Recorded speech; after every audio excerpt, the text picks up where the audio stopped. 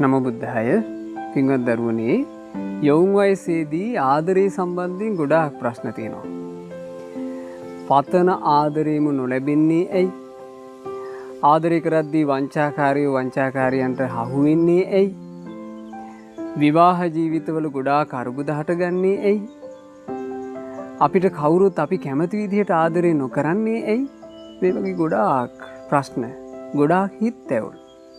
දරුවනේ, මේ ජීවිතේ අපි පතන ආදරේ නොලැබෙන්නත් ආදරයේදී රැවටෙන්නත් හේතු වෙන බරපතල පාපයක් තියෙනවා. වැරදි කාම සේවනය, සල්ලාලකම.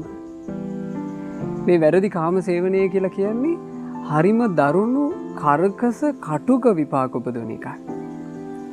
ඒ නිසාමයි තිලෝගුරු අපගේ භාග්‍යවත් බුදුරජාණන් වහන්සේ මූලික සිල්පද තේරීමේදී පන්සිල් යටතේ 3 වෙනි සිල්පදේ විදිහට වැරදි කාම සේවනයෙන් වැළකීම කියන සිල්පදේ අනුදැන වදාළේ. මහා කාරුණිකයන් වහන්සේ කොහොමද දරුවනේ වැරදි කාම සේවනයෙන් වැළකීම කියන සිල්පදය තේරුවේ? බුදුරජාණන් වහන්සේ වදාළා, කාමේසු මිච්ඡාචාරම් පහය, වැරදි කාම සේවනයෙන් වැළකීලා කාමේසු මිච්ඡාචාරා පටිවිරතෝ හෝති, වැරදි කාම සේවනය නොකර ඉන්නවා.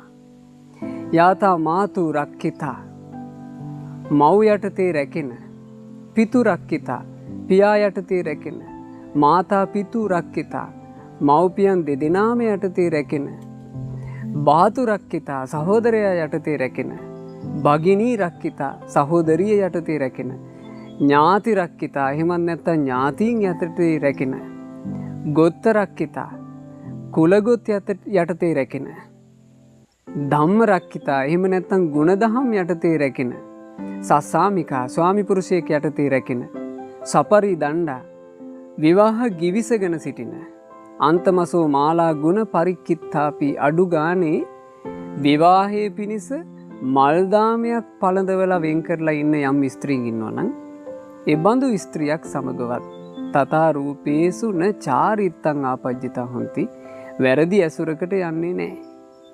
ඕනෝක තමයි බුදුරජාණන් වහන්සේ වැරදි කාම සේවනයෙන් වැළකීම කියන සිල්පදයේ තෝරපු විදිහ. දරුවනේ, හොඳට ඒක මතක තියාගන්න.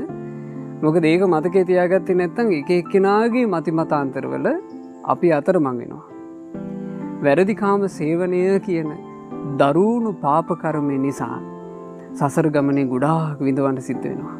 බුදුරජාණන් වහන්සේ දේශනා කළා, වැරදි කාම සේවනය කරන තැනැත්තාට ලැබෙන අති භයානක කටුක විපාකය තමයි මරණින් මත්තේ දුගතිය උපදිනවා, නිරයේ. ගිනිදැල් වලින් වෙලෙන අවීචි මහා නරකාදී ඉපදිලා අනන්ත අප්‍රමාණ දුක් විඳලා ආයේ ඉහළට එනකොට තිරිසන් ලෝකෙ උපදින්නේ.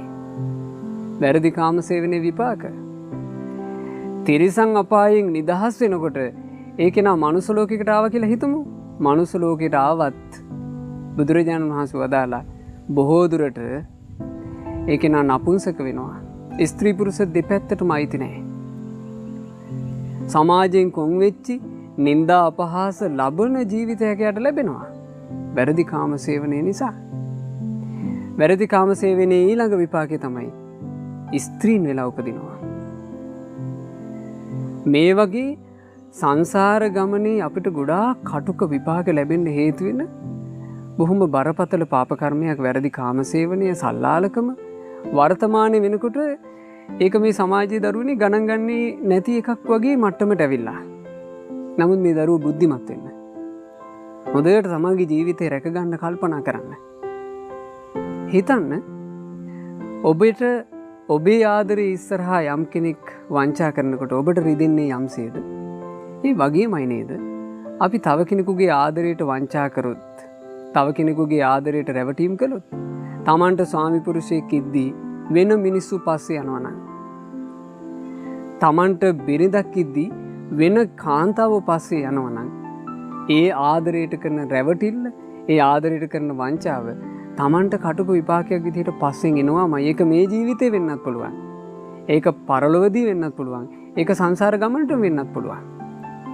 ඉසිදාසි අරහත් උත්තමාවිය තේරගාථාවලදී වදාලා, මේට ආත්ම භාව 7කට කලින් ඉසිදාසි උත්තමාවි පුරුෂයෙක්. ඒ ජීවිතේ සල්ලාලකම් කළා, වැරදි කාම සේවනය කළා, හිතෙන ස්ත්‍රීන් එක්ක වාසය කළා. ඒකෙන් විනෝදයක් කියලා හිතුවා. ඒ ජීවිතෙන් චුත වෙච්ච ගමන් නිරේ අනන්ත අපරමාණ දුක් විඳලා ඊළඟට උපදිනවා වැඳිරියකගේ කුසේ. ඊළඟට උපදිනවා බූරු දෙනකගේ කුසේ. ඊළඟට උපදිනවා ගව දෙනකගේ කුසේ තිරිසන් අපායේ. ඊට පස්සේ මනුස්ස ලෝකෙට ආවා කියනවා. මනුස්ස ලෝකෙට එනකොට කොන් වෙච්චි නපුංසකෙක්, විකෘති වෙච්චි ශරීරයක්, තමන්ට තමන්ම පිළිකුල්, ලිංගික ආශ්‍රිත රෝග බොහෝමයක් හටගෙන තියෙනවා සංසාර ගමනේ. ඇතැම් ලිංගික ආශ්‍රිත රෝග තියෙනවා දරුවනේ.